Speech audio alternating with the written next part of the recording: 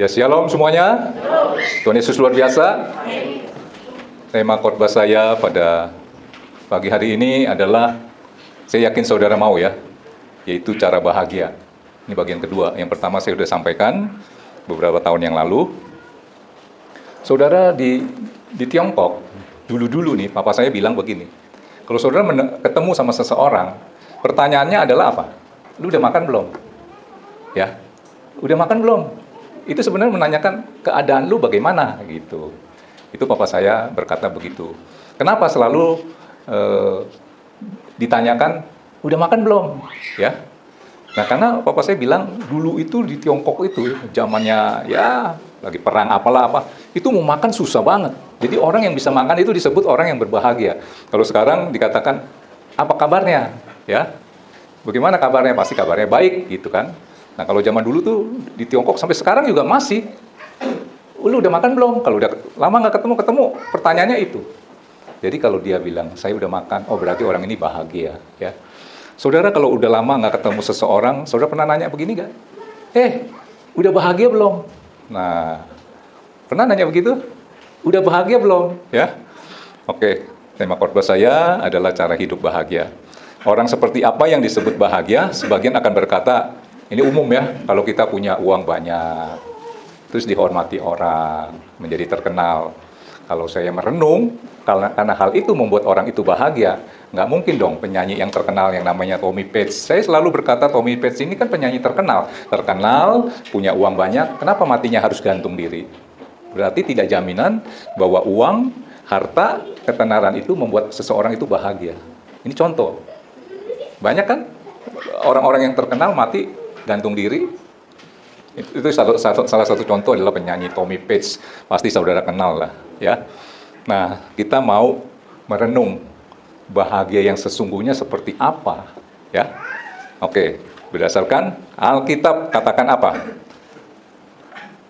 Ya, keluarkan Yohanes 20 ayat 29 ya. Saya definisikan ayat ini adalah percaya dulu baru melihat. Nanti bahagia dia tidak tergantung keadaan yang dilihat. Sekarang mungkin ya menyeramkan. Saya baru di PHK, saya baru mengalami ini, mengalami itu, mengalami kerugian. Secara kasat mata memang lihatnya, membuat kita jadi kehilangan sukacita, kehilangan bahagia. Sudah lihat. Alkitab mengatakan apa? Yohanes 20 ayat 29, kata Yesus kepadanya, karena engkau telah melihat aku, maka engkau percaya. Ini model orang yang lihat dulu baru percaya. Perlu bukti. Jadi kalau dilihat sekelilingnya itu tidak mendukung untuk bahagia, dia sedih, nggak ada semangat. Rasanya mau mati aja. Bunuh diri aja. Karena yang dilihat memang kenyataannya seperti itu. Tapi Tuhan bilang apa? Berbahagialah mereka yang tidak melihat namun percaya. Ini tipe orang yang kedua, dia percaya dulu baru melihat. Walaupun sekelilingnya tidak mendukung untuk dia jadi bahagia, tetapi dia bisa melihat jauh ke depan. Nah, ini perlu firman. Pegangannya adalah janji Tuhan. Ya, so nangkep ini dulu. Jadi, secara garis besar adalah percaya dulu baru melihat, supaya sukacitamu itu tidak tergantung keadaan. Dapat melihat apa? Janji Tuhan. Firman Tuhan. Saya sering melihat banyak orang, walaupun dia anak Tuhan, mengalami hal-hal yang ya jadi imannya goncang, maunya ya bagaimana sih, kayak udah nggak ada semangat hidup, dia nggak bisa melihat janji Tuhan. Orang yang bisa melihat janji Tuhan, terlebih lagi bisa memegangnya, orang itu pasti punya ketenangan, ada harapan. Ya, firman Tuhan kan berkata seperti itu. Saya ulang lagi ya, kata Yesus kepadanya, karena engkau telah melihat aku, maka engkau percaya. Ini nggak dikatakan bahagia. Lihat dulu baru percaya, perlu bukti. Tetapi dikatakan apa? Berbahagialah mereka yang tidak melihat namun percaya. Ini namanya dia percaya dulu, lihatnya belakangan. Ya, nangkep ini. Saudara kalau nonton film, ya ini nonton film ya. Apa yang membuat film itu asik dan enak dinonton adalah selalu apa nih? Dari awal sampai akhir. Selalu jagoannya harus kalah dulu, betul nggak? Coba saudara bayangkan, saudara nonton satu film, jagoannya nggak pernah kalah, menang terus sampai habis. Saya rasa setengah tontonan saudara pulang kali ya. Setuju nggak? Kenapa itu film jadi asik adalah Di depannya itu kayaknya jagoannya kalah, anaknya akhirnya diculik, akhirnya dibunuh, begitu kan?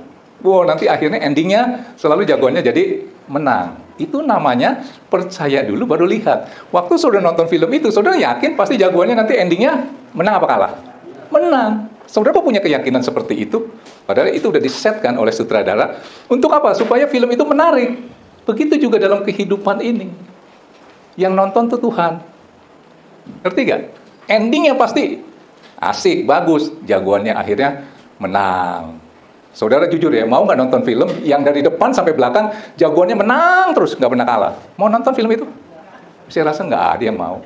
Ya, saudara nangkep ini nih, ya, oke. Nah, saudara, lawan daripada bahagia itu apa? Menderita ya. Kalau saya katakan yang tadi, itu ayatnya tolong dipanteng terus, Frank. Lihat dulu baru percaya, berarti dia bisa melihat satu harapan jauh ke depan. Yang dilihat nggak sekarang, ke depan. Lawan daripada bahagia adalah menderita. Saudara tahu orang yang menderita itu apa? Mungkin saudara katakan, oh yang nggak punya uang kali. Nggak juga seperti itu. Orang yang menderita adalah orang yang tidak punya harapan. Saya sering kasih ilustrasi, hari ini saudara bahagia. Kalau saudara tahu, akhir tahun ini akan terjadi sesuatu, misalnya kalau saudara mengalami sakit, saudara tahu sakit itu akhir tahun ini menyebabkan saudara misalnya meninggal dunia. Pasti orang itu sebelum meninggal, di saat seperti ini, dia pasti udah menderita. Atau ada yang meramal kepada saudara, saya lihat wajah kamu seperti ini, akan terjadi hal yang begini. Begitu dia percaya sama yang itu, dia merasa nggak ada harapan buat hidup dia, pasti belum kejadian yang sudah diramalkan, orang ini sudah menderita di saat ini. Percaya nggak? Sudah dikatakan, kamu akan mengalami ini, udah nggak ada harapan. Nah, orang yang menderita, ya, menderita itu lawan daripada bahagia, adalah orang yang tidak punya harapan. Saya baca satu ungkapan saya ya. Manusia tanpa makan dapat bertahan 40 hari. Tanpa minum dapat bertahan 7 hari. Tanpa udara dapat bertahan 7 menit.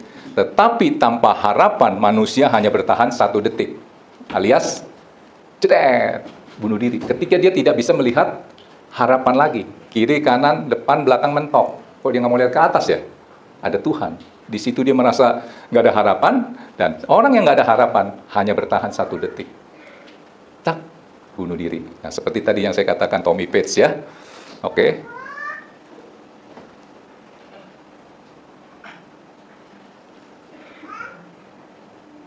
Ada 3 cara hidup bahagia. Pertama, ini secara garis besar ya. Secara garis besar adalah, pertama saudara harus, bukan pertama, secara garis besar nanti dibagi 3. Ada penyertaan Tuhan dan saudara harus sadari itu.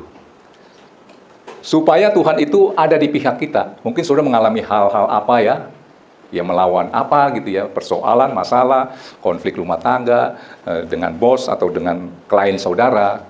Saudara mau bahagia secara garis besar, saudara harus tahu bahwa Tuhan menyertai kita dan Tuhan ada di pihak kita. Dengan cara apa? Nah, ada 3 poin ya. Pertama adalah dengan mengucap syukur. Ini, keluarkan 1 Tesalonika 5 ayat 18. Mengucap syukur atas apa yang sudah ada di tangan kita. Banyak orang ya baru dapat dipuaskan dengan apa yang belum dimiliki. Jadi dia berandai-andai. Di hari ini naik motor, dia nggak bisa bahagia dengan motornya, karena apa? Orang yang hanya bisa dipuaskan dengan, catatannya begini, orang baru dipuaskan dengan apa yang belum dimiliki, misalnya dia pengen mobil, dia belum punya, maka orang itu hidupnya pasti akan berandai-andai. Maka orang itu susah bahagia dengan apa yang dia sudah miliki, apa yang udah ada di tangannya. Sudah nangkep ini? Ada nggak orang seperti itu? Ya. Jadi mengucap syukur atas apa yang telah kita miliki. Coba kita baca ini. Mengucap syukurlah dalam segala hal, sebab itulah yang dikehendaki Allah dalam Kristus Yesus bagi kamu. Perhatikan kata-kata dalam segala hal. Di tanganmu ada apa, saudara harus bisa mengucap syukur. Yang terjadi dalam kehidupanmu itu apa, saudara harus mengucap syukur. Di dalam kondisi, situasi yang saudara alami. Ya, jangan berandai-andai. Kalau dia hanya bisa dipuaskan dengan apa yang belum dimiliki, maka orang itu tidak bisa bahagia dengan apa yang telah dimiliki, apa yang telah Tuhan berikan. Dia nggak bisa mengucap syukur. Contohnya begini, coba saudara, saya baca juga sih di satu artikel, bagus juga ya. Yang ada di gunung merindukan pantai. Ada kan seperti itu, ini saya baca di satu renungan. Yang di pantai pengennya ada di gunung. Ya. Terus dikatakan apa lagi? Yang di tempat tenang, sunyi, pengennya di tempat keramaian. Yang di tempat keramaian, maunya di tempat yang tenang, sejuk, suasananya hening, tuh. Ya kan? Ada yang seperti itu ya. Apalagi tuh ya. Ya kurang lebih begitulah. Yang ada di hutan pengennya di kota ya. Yang di kota pengennya ya sampai orang rela untuk pergi ya apa ya, lihat rimbunnya pohon-pohon ke hutan ya. Nah, saudara, sebentar ya. Kita bisa mengucap syukur dengan hati yang tulus adalah kalau kita di dalam hatinya punya kepuasan. Itu ucapan syukur saudara itu pasti otomatis ya. Kita mampu mengucap syukur dengan hati tulus ya karena kita mengalami kepuasan batin dan dapat melihat kemurahan Tuhan. Jadi kayak tadi saya berdoa atau setiap kali saya berdoa, saudara bisa ada tempat ini, saudara harus mengakui semua karena kemurahan Tuhan, bukan kuat gagah saudara, bukan karena saudara punya kendaraan, bukan karena jalanannya nggak macet, bukan karena nggak hujan, saudara bisa ada tempat ini. Semua itu karena kemurahan dan kebaikan Tuhan. Saudara harus nangkep ini. Dan selalu mereka-reka dalam situasi, mereka-reka yang baik dalam situasi yang meskipun tidak baik. Saudara mengalami hal yang buruk, saudara selalu harus bisa dan mampu melihat di balik semuanya itu selalu ada yang baik. Ambil contoh adalah Yusuf. Keluarkan Kejadian 40 ya. Mereka-reka yang baik. Saya sering katakan mengucap syukur itu bukan karena segala sesuatunya yang baik. Mengucap syukur itu bukan karena segala sesuatunya baik, tetapi dapat melihat yang baik dari segala sesuatu. Berarti saudara dapat mereka-reka yang baik dari keadaan yang mungkin tidak baik. Contoh adalah Yusuf. Ya, saya kalau mau cerita kejadian saya yang alami selama 1 tahun ini, secara kasat mata, secara logika, memang saya mengalami hal yang lebih buruk, tetapi di balik itu selalu ada yang baik. Cuman karena saya mau runut ceritanya itu susah, saya ambil contoh Yusuf aja. Keluarkan Kejadian 40 ayat 12 sampai 15. Yusuf waktu dia mimpi, dia mendapat satu penglihatan. Ini dia percaya dulu baru melihat, adalah dia nanti akan menjadi seorang penguasa di Mesir, ya. Mimpinya sudah tahu ya. Ada berkas, berapa berkas itu tunduk sama dia. Kurang lebih begitulah ya ceritanya. Nah, Yusuf akhirnya dibenci sama saudara-saudaranya, akhirnya dimasukin ke lubang sumur, terus dijual sebagai budak, kerja di tempat Potifar. Akhirnya dia difitnah oleh istri Potifar, akhirnya masuk penjara. Kurang lebih begitu ya. Ini proses nih. Tapi dia percaya dulu baru melihat. Yang dia lihat keadaannya seperti itu, masuk penjara. Nah, saya langsung mau cerita endingnya di penjara. Nah, ceritanya di penjara nih ya. Oke. Jadi saudara udah nggak tahu ya. Masuk penjara bukan karena dia berbuat sesuatu, tetapi dia difitnah oleh tante Potifar. Seolah-olah Yusuf mau memperkosa dia. Akhirnya dia dimasukin ke penjara. Kejadian 40 ayat 12. Nah, di dalam penjara itu dia satu sel nih sama juru minum dan juru makan, ya. Juru minum dan juru roti. Yang ditangkap, dimasukkan ke penjara oleh karena satu hal oleh raja. Nah, 2 orang ini, juru minum dan juru roti itu mimpi. Akhirnya Yusuf mengartikan mimpi dari kedua orang ini, ya. Saya singkat aja, yang mimpinya si juru minum diartikan begini. Ayat 12 ya. Kata Yusuf kepadanya, ini kepada juru minum ya, beginilah arti mimpi itu, ketiga carang itu artinya 3 hari. Ayat 13, saya cepat. Dalam 3 hari Firaun akan meninggikan engkau dan mengembalikan engkau ke dalam pangkatmu yang dahulu. Dan engkau akan menyampaikan piala ke tangan Firaun seperti dahulu kala ketika engkau jadi juru minumnya. Ayat 14. Nah, Yusuf tanpa disadari dia mengandalkan manusia nih. Dia ngomong begini, Tetapi ingatlah kepadaku apabila keadaanmu telah baik nanti. Tunjukkanlah terima kasihmu kepadaku dengan menceritakan hal ihwalku kepada Firaun. Dan tolonglah keluarkan aku dari rumah ini. Dia berharap kepada juru minum ini kan. Lanjutnya, ayat 15, cepat.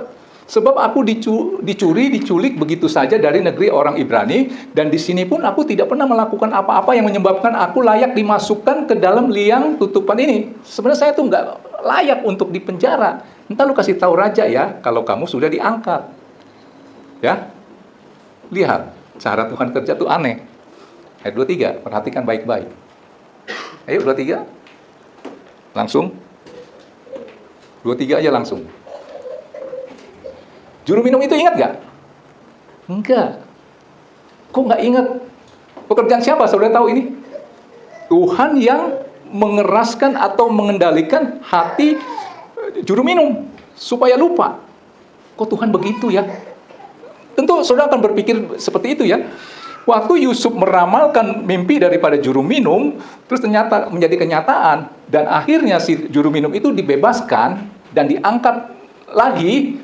Yusuf pesen nih, jangan lupa ya sama saya, bilangin sama raja tuh, gitu kan? Dia berharap nih. Nah, dalam hatinya Yusuf adalah dia berpikir, hari inilah hari pembebasan buat saya, mantap, Tuhan baik. Pasti begitu dong. Sip, pasti saya keluar nih, karena juru minum udah keluar kan, tinggal dinyampein aja. Ya, tapi saudara lihat, hati si juru minum itu dalam kontrolnya Tuhan. Dibuatnya si juru minum itu lupa.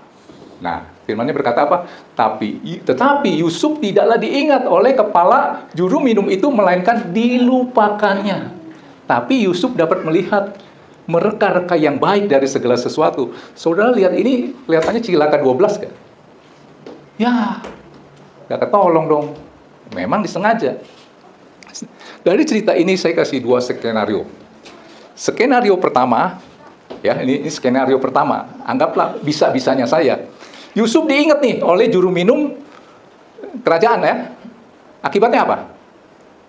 Akibatnya apa kalau diingat? Dibebaskanlah si Yusuf. Betul nggak? Berkatnya hanya sebatas dibebaskan. Udah. Itu skenario pertama, ya. Dan dia tidak akan menjadi penguasa di Mesir karena sudah dibebaskan. Itu skenario pertama.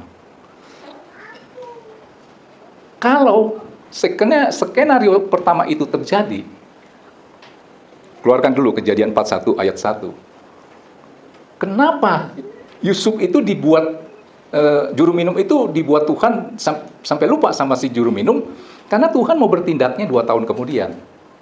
Nah, firman-Nya berkata, setelah lewat 2 tahun lamanya, bermimpilah Firaun bahwa ia berdiri di tepi sungai, bla bla bla bla, baru si juru minumnya ingat gitu. Oh iya. Nah, jadi kalau skenario pertama, ya ingat, maksudnya juru minum itu ingat sama Yusuf, cerita sama Firaun, Raja Firaun, akhirnya dia dibebaskan dong.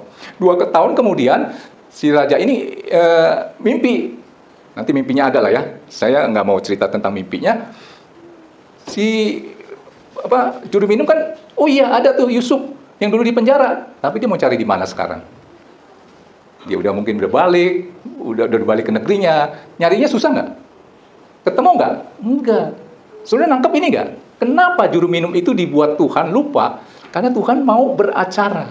Skenario kedua adalah Yusuf kan dilupakan tuh oleh si juru minum. Dengan maksud ingatnya, juru minum ini ingatnya sama si Yusuf itu 2 tahun kemudian bertepatan dengan mimpinya Raja Firaun. Sudah nangkep gak? Kelihatannya konyol banget gitu ya. Ya, kok nggak diingetin? Nggak dibebasin? Nah, ada maksud. Itulah yang dikatakan, engkau mereka-reka yang jahat, yang buruk, tetapi aku mereka-reka yang baik. Ternyata di balik yang tidak baik, nggak jadinya si Yusuf itu keluar penjara pada saat si juru minum itu juga keluar. Ada maksud apa? Karena Tuhan mau jadikan dia seorang penguasa. Sudah nangkep ini? Ya? Oke. Cerita gampangnya gini deh. Itu kan fakta dong. Ini firman nih. Tadi cerita kan? Sudah nangkep kan? 2 tahun kemudian baru juru minum itu dibuka lagi tuh memorinya. Oh Oh iya, Raja, saya ingat tuh, waktu 2 tahun yang lalu saya pernah diramal gini. Raja bilang, ya udah panggil. Dia tahu dong tempatnya di mana? Di penjara. Ada seorang terdampar nih, ini cerita, saudara sering dengar dah, terdampar di satu pulau. Akhirnya dia berdoa dong, supaya ada kapal yang bisa menemukan dia terdampar di pulau itu. Pulau kecil, sendirian, berdoa. Hari pertama nggak ada jawaban, hari kedua nggak ada jawaban, seminggu doa, nggak ada jawaban, nggak ada kapal yang menghampiri pulau itu. Akhirnya sampai 1 bulan. Akhirnya karena kondisi seperti itu memaksakan dia untuk tetap bertahan, dia bikin gubuk, ya, bikin gubuk. Tetap dia berdoa, Tuhan, tolong dong supaya ada perahu atau kapal yang menemukan dia di pulau ini. Nah, singkat cerita, setelah berjalan 6 bulan, dia udah bikin gubuk, gitu ya. Dia makan dari hasil ya ubi atau apalah hasil yang ada di pulau itu, mungkin ikan yang dia tangkap di laut. Nah, suatu hari setelah 6 bulan dia habis masak gitu, apinya maksudnya apinya nggak padam benar. Nah, waktu dia mau pergi mencari apa, ikan atau makanan apa gitu, dia balik, ternyata api kecil itu entah kenapa oleh karena tiupan angin membuat gubuk itu terbakar. Waktu dia lihat gubuk itu terbakar, waduh, itu buat gubuknya itu, buat tempat dia meneduh itu susah bukan main, perlu waktu 1 bulan. Begitu lihat gubuk itu terbakar, dia marah sama Tuhan. Tuhan, kalau nggak mau dengar doa saya, supaya kapal temukan saya, ya nggak apa-apalah Tuhan, tapi jangan bakar saya punya gubuk. Emang Tuhan nggak bisa jagain? Nah, ngomel nih sama Tuhan, ngerti nggak? Oleh karena apa? Gubuknya kebakar. Masa jaga begini Tuhan nggak mau, nggak bisa.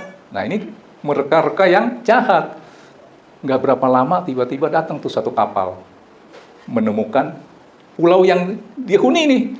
Wah, dia senang. Yang orang ini bertanya, kok Bapak bisa ya ketemuin saya?